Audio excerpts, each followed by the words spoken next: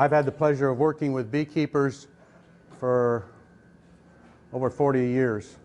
Tonight I want to talk to you about colony development and relation to the glandular systems of the honeybee.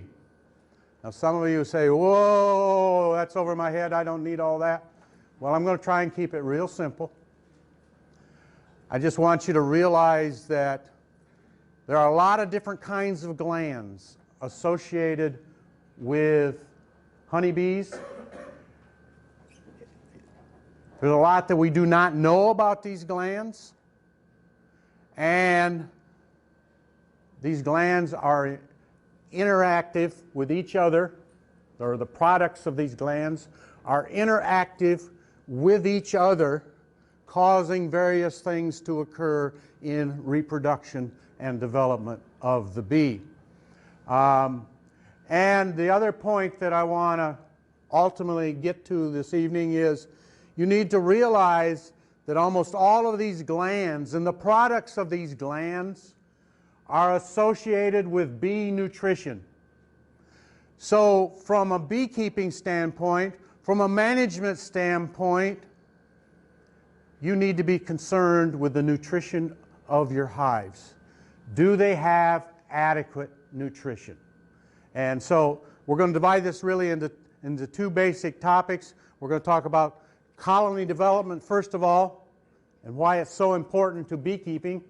And secondly, then we will talk some about nutrition.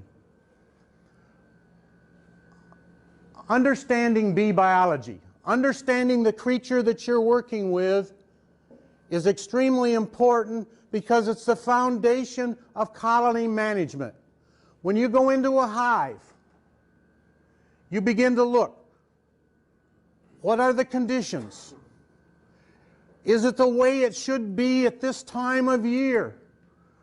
Or is there something not right? And so you need to make those decisions.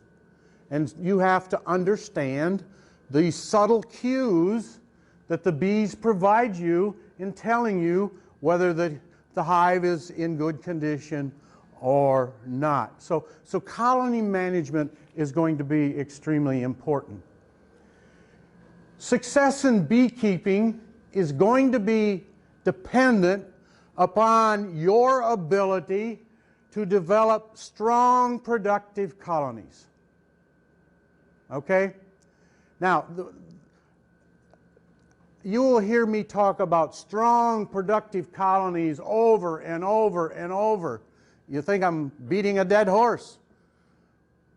But I have found in my 40-plus years of teaching beekeeping, that is a concept or an idea that new beginners, new beekeepers or beginning beekeepers have difficult grasping. Okay? It's just words. Strong, productive colonies. Productive's okay. How much honey did you produce? Okay? But strong is the difficult aspect of it. You see, somebody that's relatively inexperienced in bees, they may look at 5,000 bees in a hive, and they say, wow, look at all those bees. Look at all those stingers. Okay? To them, that is an extremely strong hive. But when I'm talking about strong hives, I'm talking about populations of 40 to 60,000 bees.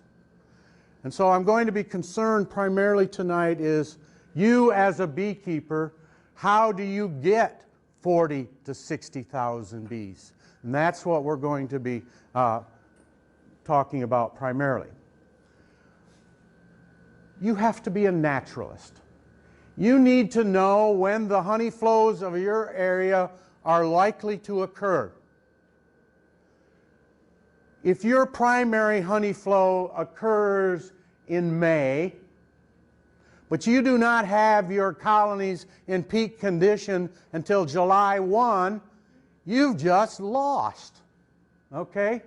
So you've got to know, when do I have to have my colonies in peak condition in preparation for your anticipated honey flows of your particular area?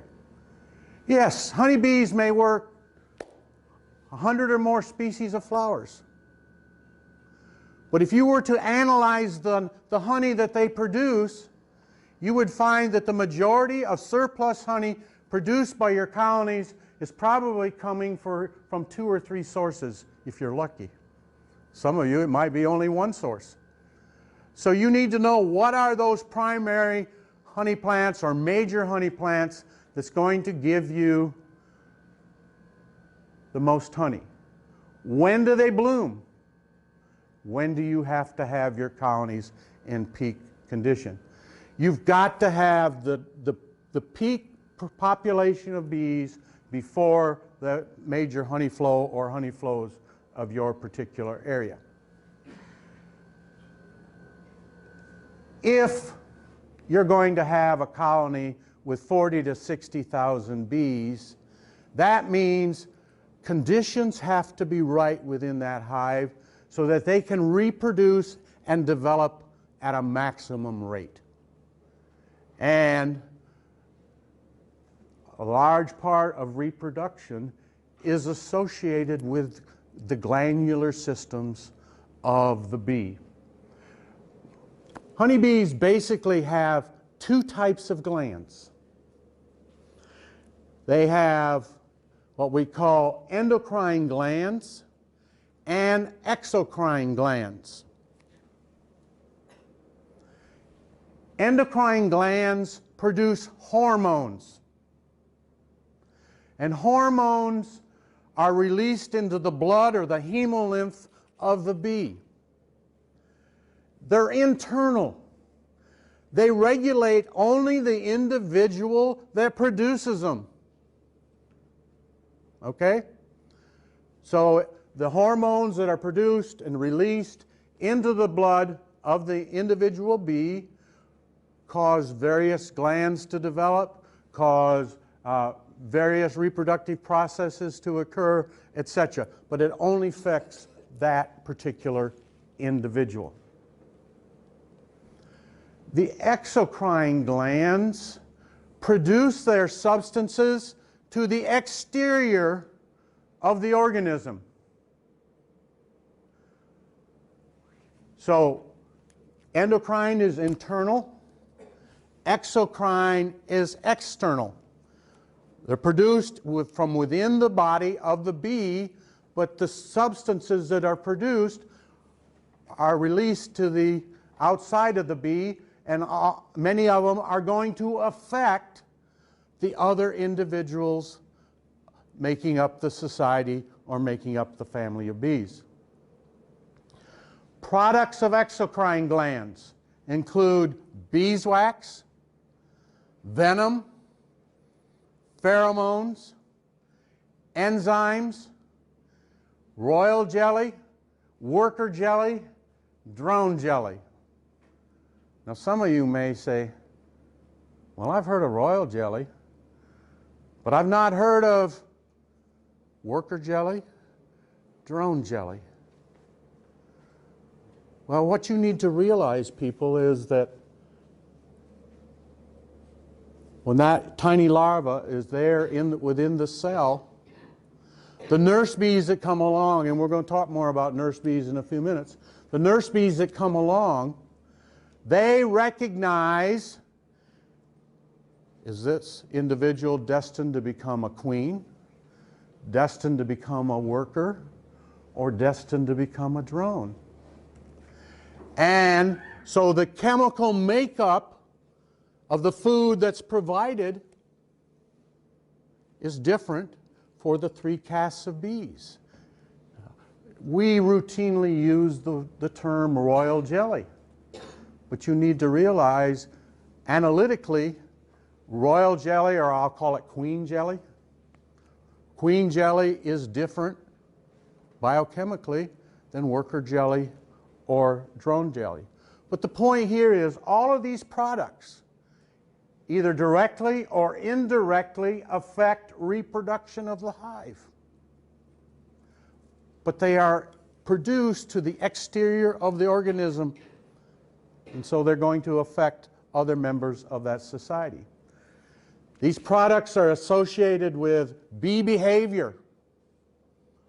Primary example, we've already talked about it a little bit in here, queen mandibular pheromone. Okay? The queen's pheromone affects the other members of the colony. They use it to recognize her presence, to evaluate her as to her quality. Should she stay or should she be replaced? That's all based on her chemical profile. So, bee behavior, communication. All right, here's this tiny little legless little white grub lying in the bottom of a cell. They tell that nurse bee, I'm going to be a drone, so feed me the right jelly. Okay? So the nurse bees have to recognize, and they have to be able to make the right jelly for the organism that they're feeding. Regulation of all kinds of metabolic processes. Defense, venom, is produced for the defense of the individual, defense of the colony. Wax, it's for the establishment of the brood nest and the establishment of combs in which to store food. And so there has to be stimuli associated with the production of wax, so that wax is produced when the colony needs it.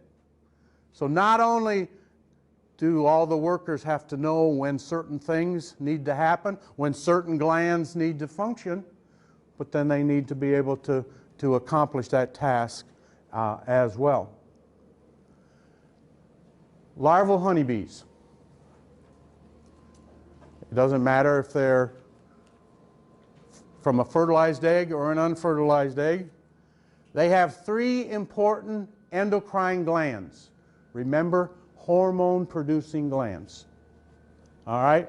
We have the prothoracic gland, something called the corpora allata, and corpora cardiaca. The last two are found both in larvae and adults. These are hormones that are involved in completing development. After the egg hatches, in completing development and being transformed into the pupal stage and ultimately the adult stage. The prothoracic gland is only found in larvae. It's a small leaf-like structure found between the first and second thoracic segments. As I said, it's not present in the adult bee. But the importance of the prothoracic gland, it produces a hormone called ecdysone.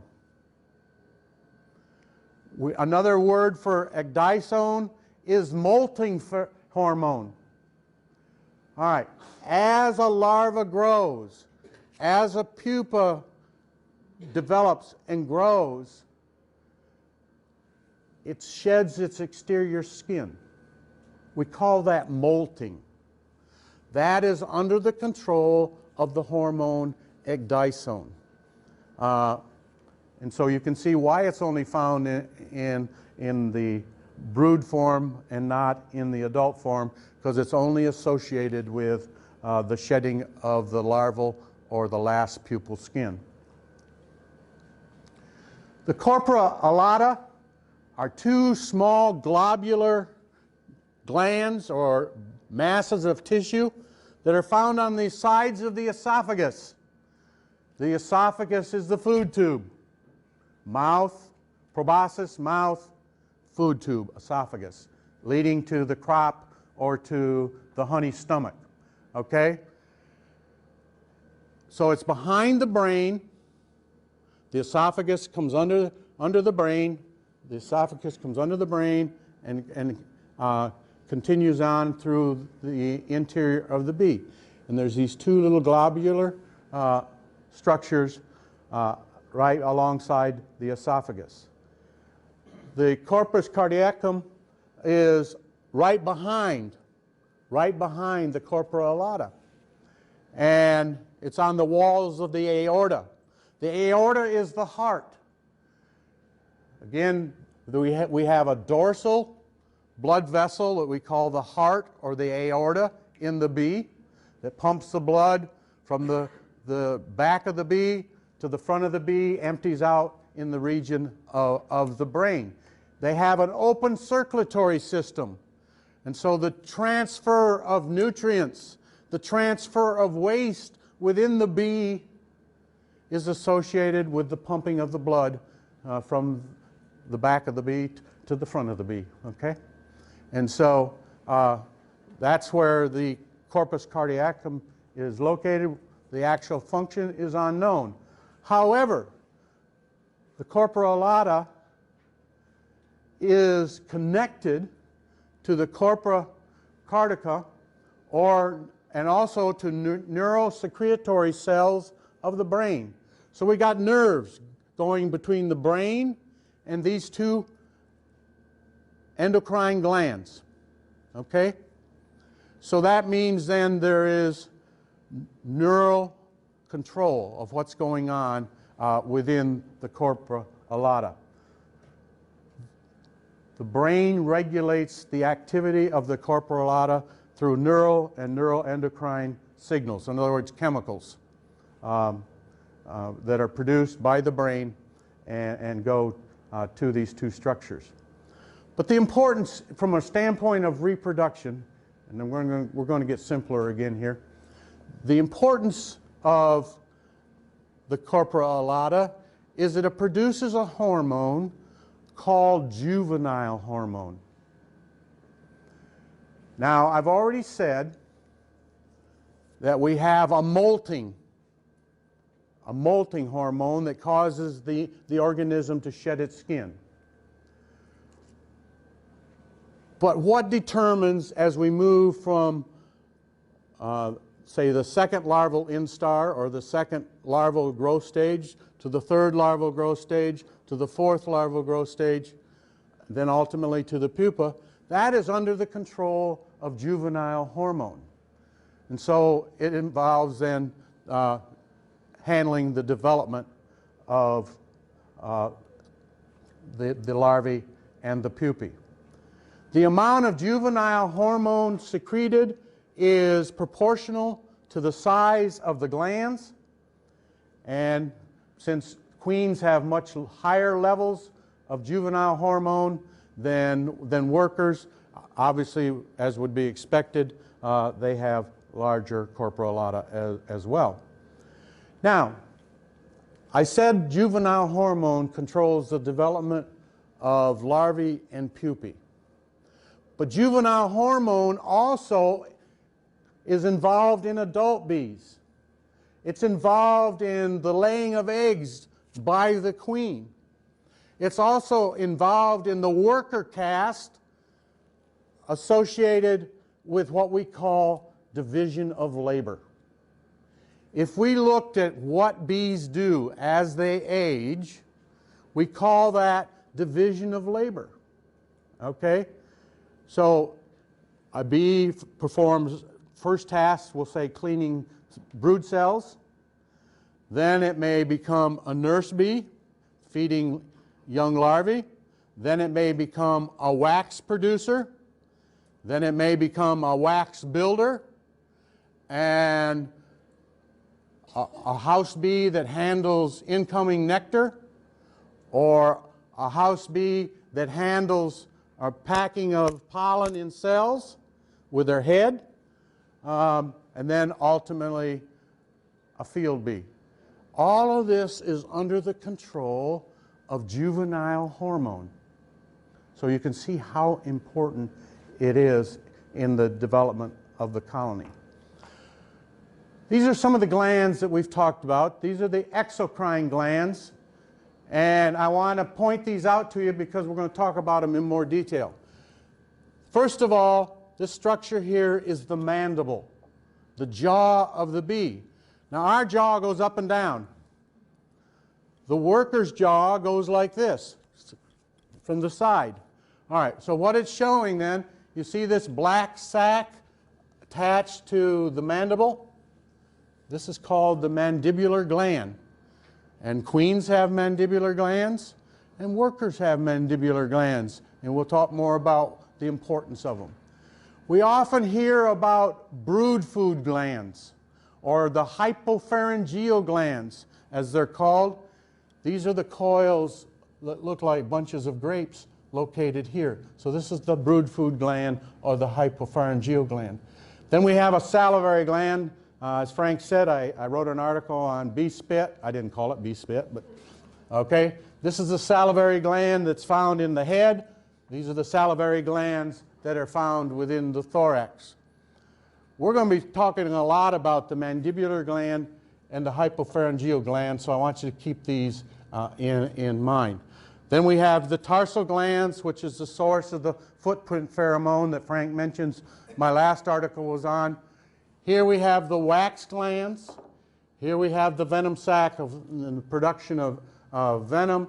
And here we have what's called the Nasinoff gland, or the scent gland. There are other glands as well, but these are the major ones. And we're not going to talk about all of them tonight. We're just going to talk about a few of them in relation to the development of the colony. What I want you to realize is that each member of the colony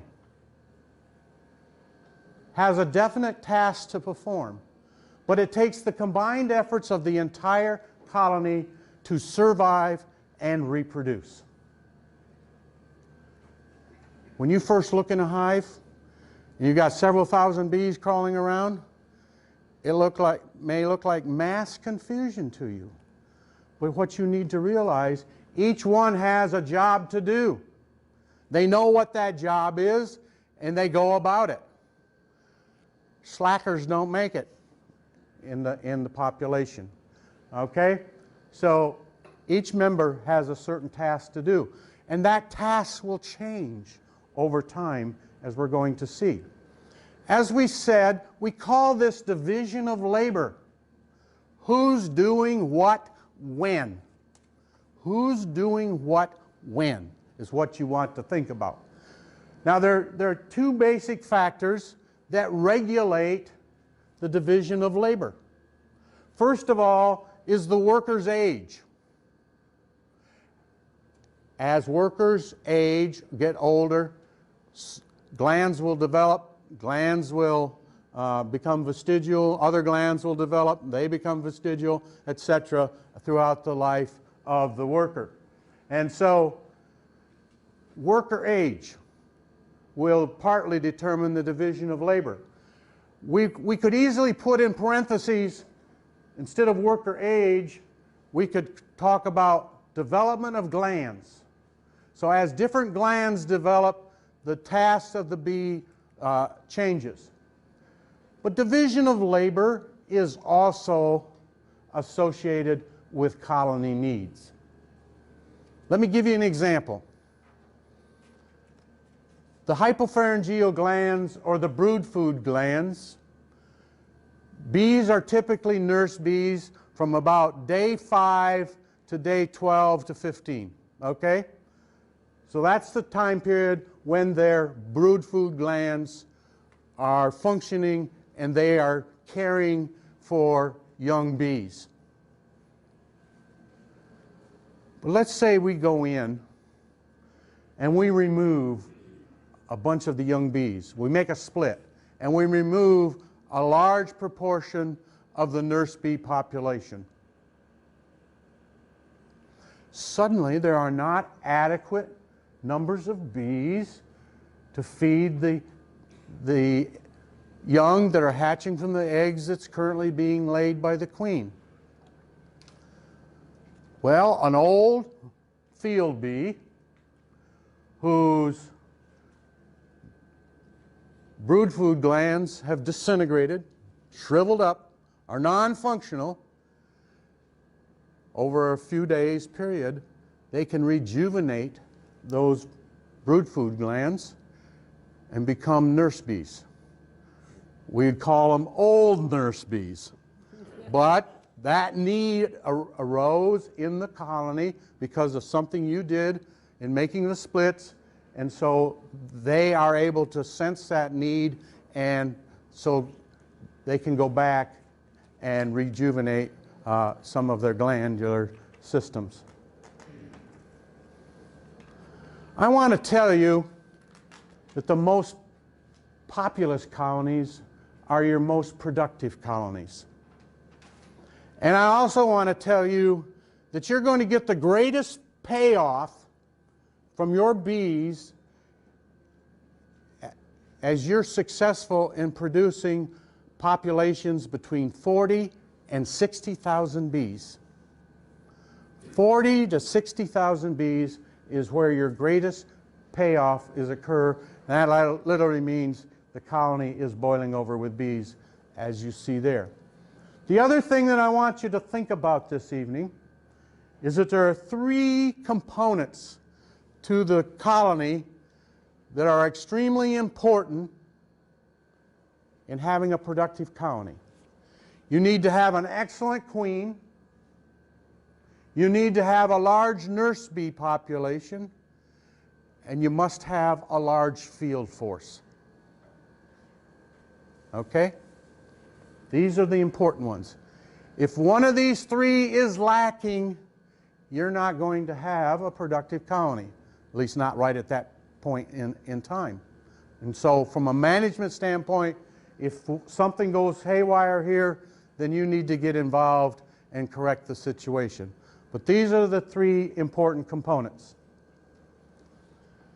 Colony development, and that's what we're talking about this evening.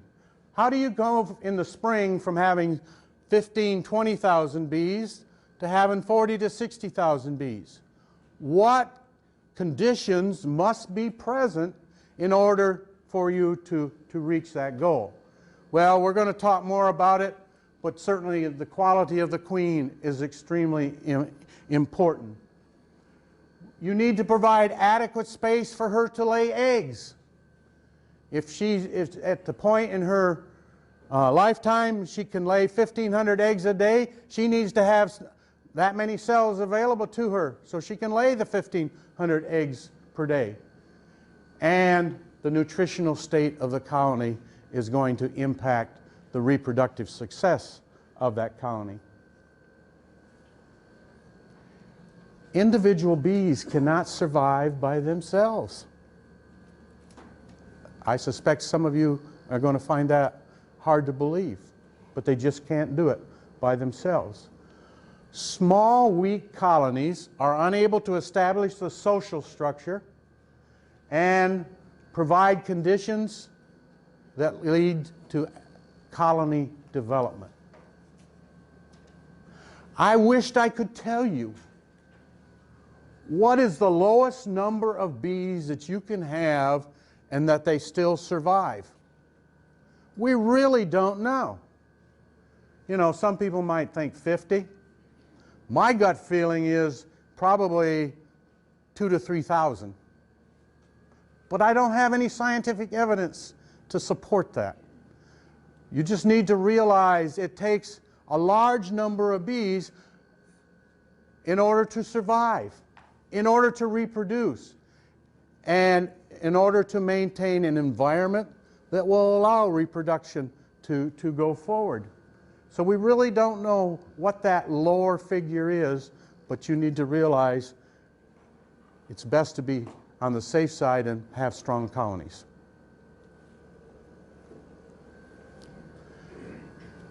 Part of it has to do with numbers. Are there adequate bees to care for the eggs that the queen lays each day when they hatch? Are there adequate numbers of bees to maintain a brood nest temperature of 93 to 95 degrees?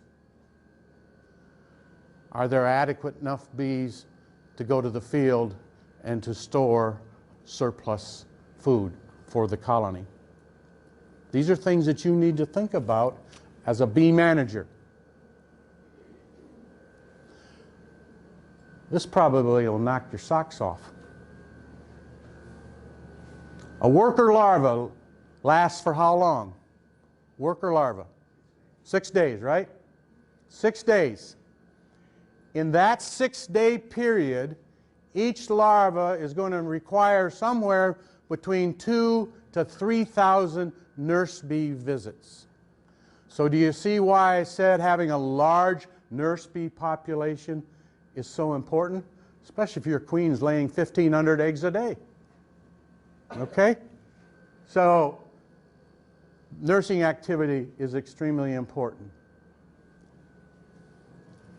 We talked a little bit about jelly, royal jelly, worker jelly, drone jelly already, but let me talk about it a little bit more. It's an extremely complex substance produced by 2 different glands. I suspect most of you didn't realize that.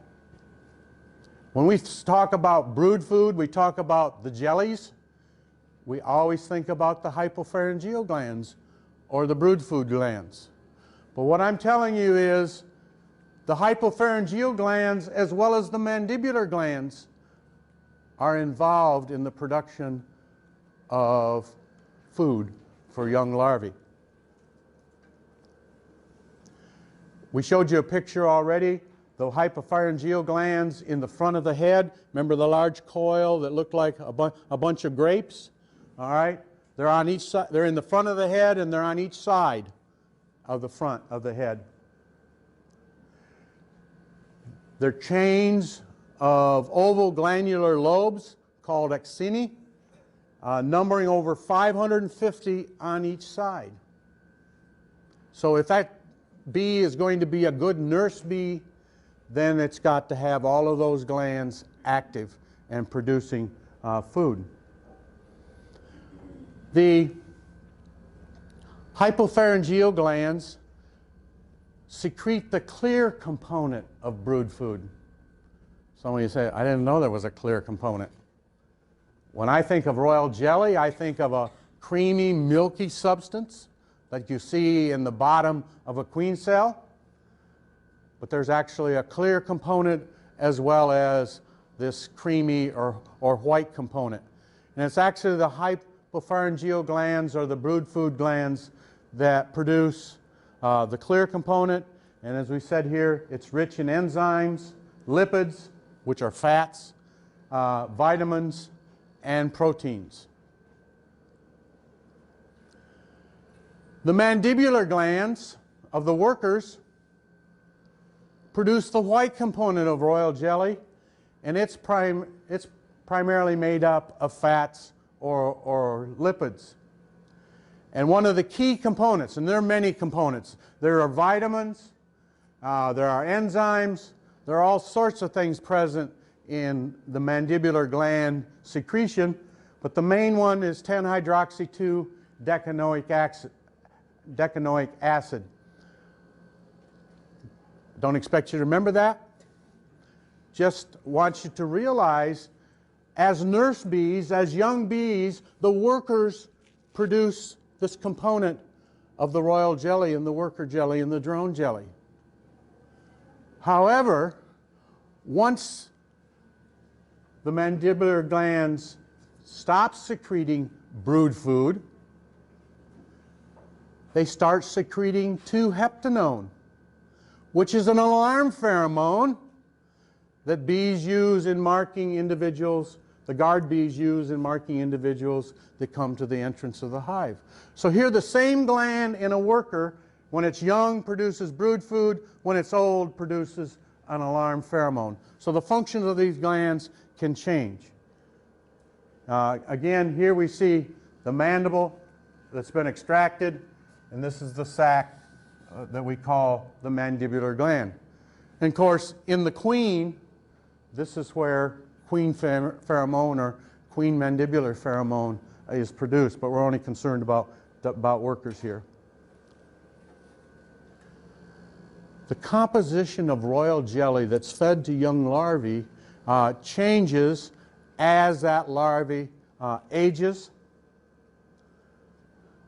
And likewise, the royal jelly that's fed to the queens are different than what is fed to the worker larvae, and it changes again with age. The first 3 days of producing brood food, the white is mostly the white mandibular gland component. But the days 4 and 5 contains more of the clear hypopharyngeal gland component, which is rich in protein.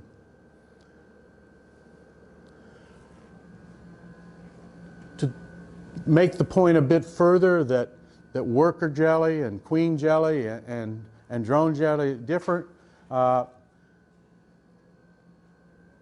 royal jelly contains 34% sugar during the first 3 days that it's produced. In comparison, worker jelly only contains 12% sugar. Now, why so much sugar in the queen's jelly in comparison to the worker? And it has to do. A queen has to develop faster, much faster. 4.5 days.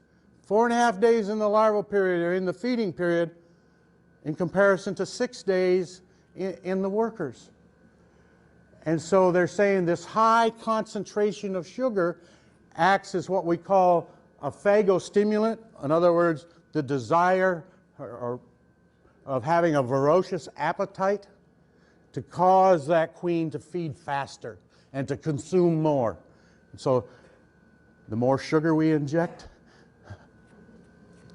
the faster the results. Okay? Kind of like your children consuming a lot of sugar and getting highs. Okay? Same idea, principles here in relation to the queen casts versus the worker casts. All right. I said another important point in colony development is to have an excellent queen. And I could spend all evening lecturing on this topic, but I was just a few little points that I want to hit upon. I want you to ask yourself, what makes a good queen? But more importantly, how do you determine if you've got a good queen or not? Okay, look at her brood pattern, and you're absolutely right. We'll talk about that more.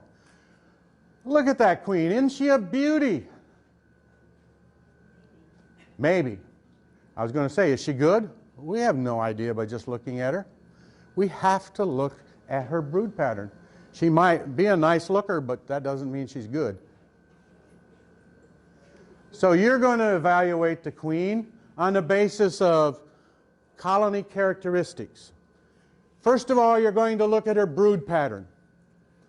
Secondly, you're going to look at the behavior on the queen on the combs. Some colonies you open up, you happen to see the queen, and she just goes on laying eggs as though nothing has happened. Other queens are running all over the place, and you can't even keep up with them. Well, while they're running, they're not laying eggs. Okay? So you might consider the queen's behavior. Temperament of workers. I'll be the first to tell you that some of my most productive colonies are my most aggressive colonies or defensive colonies or mean colonies. All right? However, it gets to a point where you just can't put up with it anymore. Okay? And so to deal with that situation, we would recommend that you requeen with a different queen. So you consider that, consider production records, etc. in evaluating the queen. You cannot evaluate a queen just by looking at her one time or looking at her brood pattern one time. You've got to do it over a series of a few weeks to really get a good idea of how good a producer she is. We look at her brood pattern. This is a nice solid brood pattern. This was taken in early spring, so it's not a large brood pattern, but it's a solid brood pattern, and we would have to conclude that she's a good queen. This is later in the season. Likewise, we'd make the same conclusion. This is an excellent queen. This is a good brood pattern. But then we see this, spotty brood pattern. Now we talked about that in our opening session. A lot of factors can cause a spotty brood pattern, but one of them is the quality of the queen, and this needs to be investigated further. All right. Ideally, if you're going to have a colony develop at a maximum rate, you've got to provide an environment that will allow the queen to lay at a maximum rate, as you see here. So you need to think about space, you need to think about open cells, you need to think about an adequate supply of young bees or nurse bees. Do I have any procrastinators in here? Any procrastinators? Well, right here's the king of procrastination. I admit it. But if you're going to have a colony reproducing at a maximum rate to provide you with a large field force to go to the field, you have to have conditions that will allow that queen to be laying at a maximum rate at least 6 weeks before that field force is needed. Do you plan 6 weeks in advance? I suspect most of us don't. 6 weeks. Why 6 weeks? Well, the queen lays an egg. In 21 days, a worker emerges. That's 3 weeks, right? The next 3 weeks, she's a house bee. So that's 6 weeks before she's ready to go to the field, or approximately. So that's why you've got to look at conditions within the hive at least 6 weeks before you need a maximum population. We have found significant correlations between egg laying rate, population size, and honey production. There are many factors that affect the number of eggs that a queen is laying or can lay. There are genetic factors, there is her physiological condition, the quality of food that she's being fed, the quantity of food that she's being fed, the size of her ovaries, which will mean more to you in just a minute, and her success on her mating flight or mating flights. All right, these are all factors that affect how many eggs a queen can lay. The actual number of eggs that the queen lays at a specific time is going to depend upon the number of nurse bees, depend upon the brood nest temperature, which I already indicated needs to be 93 to 95, and the amount of fresh nectar and pollen coming in. That's what's ultimately going to determine how many eggs a queen lays each day. Let's look at the structure of the queen's reproductive system. These two large pear-shaped structures are her ovaries. You will notice that the ovaries are made up of a series of tubes. These tubes are called ovarioles. I want you to think of each tube or each ovariole as being an assembly line, like in a giant factory. How many assembly lines do you have? How many assembly lines are operating? That determines your final output, right? Likewise, she's got all of these assembly lines, and eggs are developing within those tubes. There's a big variation in the number of ovarioles or tubes making up her ovaries. It can vary anywhere from 130 to 186 ovarioles per ovary. So that's a big difference. And it has a lot to do with her genetics and her nutrition during development. Okay? There may be some other factors as well, but those are the two of the primary ones. Was there a question up here? Is there anything to do with the breed of the bee, like Russian? Yes, yes. There's differences in races, which is genetic. There's differences in what age was she selected to become a queen. the nutrition or the diet that she received while she was going through queen development. All of these factors are going to affect how many ovarials there are in an ovary. Queens with 300 or more ovarials are considered to be good queens. That would be 150 per ovary, okay? We said there could be 186 per ovary, so we don't have to have the top number, but any queen that has 300 or more ovarials, she would be considered to be of good quality. I'm not suggesting you go start counting ovarials. Leave that up to the scientists. However, I will tell you, the heaviest queens, the largest queens, will have the largest ovaries or the most ovarials. In agriculture, we have something that we call culling. All right, so what I would say to you, you need to cull, say, a quarter of your lightest queens, your smallest queens. Or if you're looking at queen cells, you need to cull a quarter of your queen cells.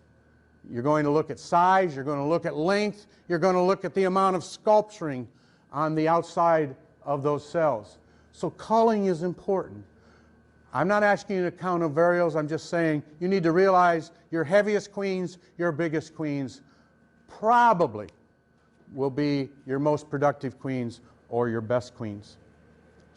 You also need to realize that until colony strength approaches 10 frames, in other words, 10 combs covered with bees, until you reach that population, the queen is unable to lay at her full capacity. Okay? That's one approach. Another approach, I'm only going to look at the dotted line. All right, the dotted line. Along the bottom here, I guess I ought to point to it here, shouldn't I? Along the bottom here, this is 10,000 bees, 20,000 bees, 30, 40, 50, 60. The take-home message is when a population reaches 40,000 bees, the queen will be laying at her maximum rate. That's why I said your biggest payoff is going to come from your ability to develop populations between 40 and 60%. Okay? Or 60,000, excuse me. 40 to 60,000. All right, we've talked about how important queen fecundity is, or the number of eggs she lays. Just going to briefly go into this quickly. There's a basic relationship between the amount of brood and the adult population that determines the rate or growth of a colony. As the colony population increases, the efficiency of the colony improves. As that population increases, a smaller proportion of bees are needed to maintain internal conditions, which ultimately will provide you then with a larger field force. Some actual numbers. 10,000 bees can support 8,500 cells of brood, or the ratio of brood to adult bees is 0.85. All right? But let's jump down to 30,000. Yes, they can produce more brood, but the ratio drops to 0.61. The point here is every increase in 10,000 bees, there's a decrease in the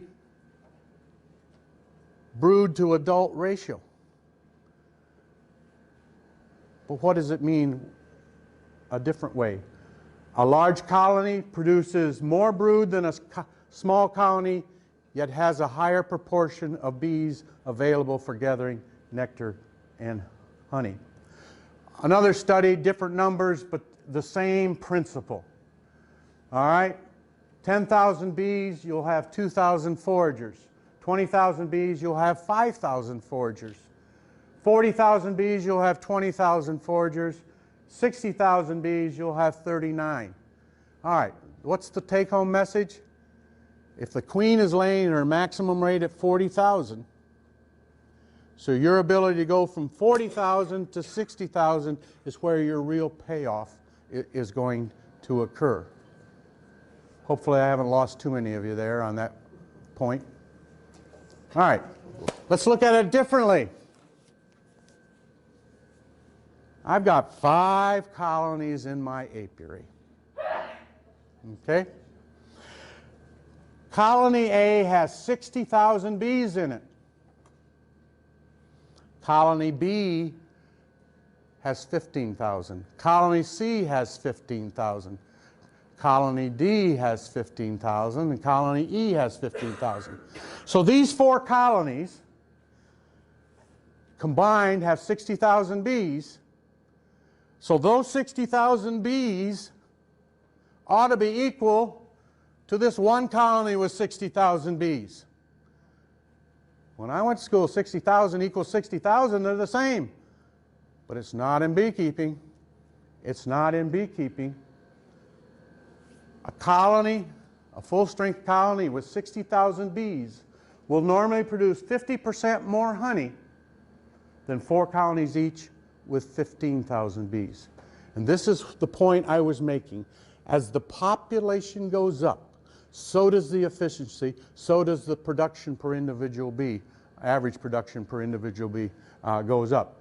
And your success is between 40 and 60,000 bees. I've talked a lot about bee biology tonight, but I've only scratched the surface, the tip of the iceberg. But again, I didn't cover all of these aspects, but the point I want you to realize, by understanding bee biology and applying it, it will assist you in your management of your colonies. It will assist you in developing strong colonies, assist you in your swarm management practices. It will assist you in requeening colonies and in evaluating the queen. We said there are 2 types of glands. There are endocrine glands that produce hormones. And those hormones are related to the nutrition of that individual bee. Exocrine glands produce substances to the exterior. The biggest group of exocrine or substances are pheromones. We didn't talk hardly any on pheromones tonight. But you need to realize they too are strongly related to the nutrition of the colony. And so by understanding this, hopefully then you'll be more successful as a beekeeper and in the ability of developing strong colonies.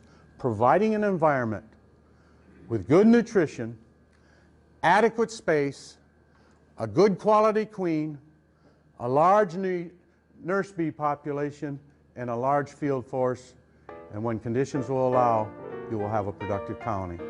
Thank you very much.